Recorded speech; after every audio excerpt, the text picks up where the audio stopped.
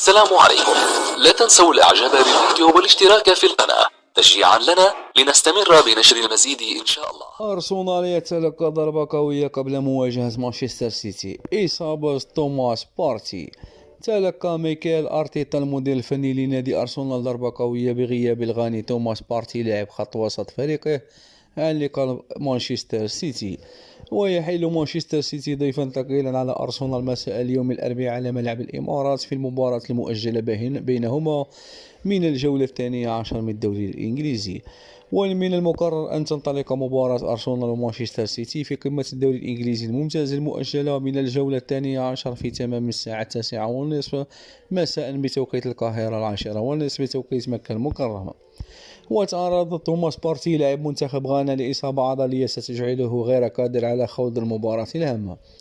اللاعب الدولي الغاني صاحب 29 عاما شارك في الموسم الجاري رفقة أرسنال في 23 مباراة بمختلف البطولات، سجل خلالهم هدفين ولم يصنع أي هدف.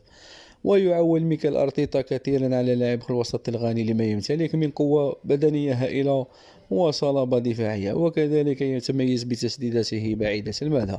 ويحتل أرسنال صدارة جدول ترتيب الدوري الإنجليزي برصيد 51 نقطة وبفارق 3 نقاط فقط عن مانشستر سيتي صاحب المركز الثاني برصيد 48 نقطة وبأفضلية مباراة أخرى مؤجلة للغانرز.